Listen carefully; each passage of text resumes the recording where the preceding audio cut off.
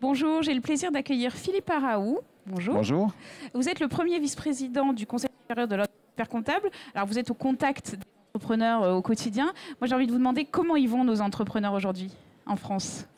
Alors ils vont comme va notre société, c'est-à-dire qu'ils vont bien et ils vont moins bien. Il y a de tout. Il y a tout. Il y a une société qui, par certains aspects, est morose et ne va pas très bien et souffre. Mais ça, ce sont plutôt des entreprises qui ont un petit peu vécu. Et puis de l'autre côté, on voit des entreprises qui arrivent avec un dynamisme, une fougue, une envie d'investir et de créer de nouveaux débouchés. Et ça, c'est formidable parce que cet esprit d'entreprendre existe toujours dans notre pays. Et il faut le dire parce que c'est toujours actif. Alors, le rôle de l'expert comptable, c'est d'accompagner tous ces entrepreneurs. Quels sont, vous, les grands chantiers au niveau de l'ordre, les grandes phases que vous allez développer dans les mois à venir, peut-être même à plus long terme, dans les années à venir?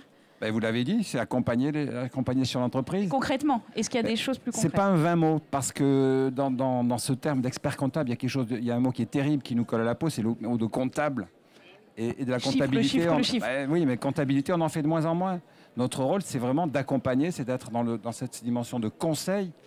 Et notre périmètre d'exercice a considérablement évolué, et nos textes aussi, encore cette nuit, pour justement nous permettre d'être autre chose que des comptables. Et à côté de chaque entreprise, à côté de chaque entreprise qui réussit ou qui ne réussit pas, il y a un expert comptable. Nous sommes les médecins des entreprises, nous sommes ceux qui vivons au quotidien. Et c'est un accompagnement qui demande aujourd'hui un engagement et peut-être une évolution de la part de l'ensemble de la profession. Et concrètement, par exemple, ici, on parle beaucoup de financement participatif. Est-ce que ce sont des sujets sur lesquels vous êtes amené à travailler? Oui, on est plus qu'amené à travailler, on est à l'initiative de certaines démarches. Pour nous, le financement est vraiment le sujet clé qui conditionne une naissance d'entreprise et sa croissance. Et le financement participatif est aujourd'hui le sujet d'actualité parce que le système classique bancaire a montré ses limites et a amené à une réaction que moi je qualifie de citoyenne. Les chefs d'entreprise ont dû réagir parce que le financement classique ne marchait pas. Il a fallu chercher ailleurs. Donc la love money, le financement participatif, le crowdfunding.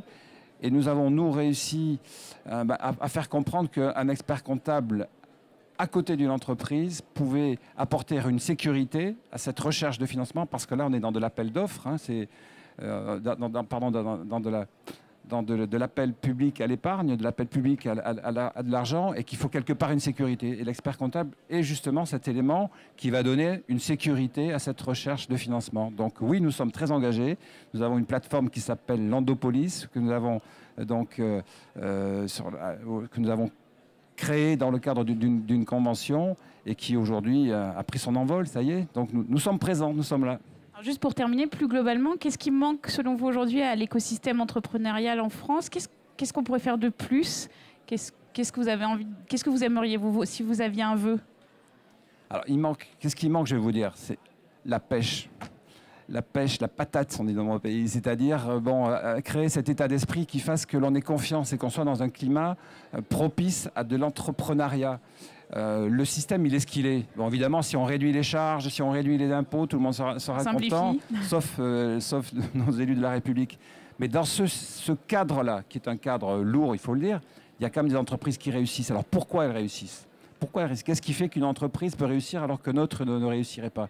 Eh bien, ce sont ces exemples-là que nous voulons retenir. Et nous sommes en train de préparer une petite surprise, un petit paquet que l'on va remettre à notre ministre de l'économie dans les prochains mois pour justement lui dire, voilà, monsieur le ministre, ça marche. On voudrait le modéliser. On voudrait vous demander quelques mesures incitatives pour favoriser le développement de l'entreprise, sa naissance et sa croissance. Et les experts comptables seront des acteurs de cette croissance. Très bien, on attend ça avec impatience alors. Ça arrive. Merci beaucoup.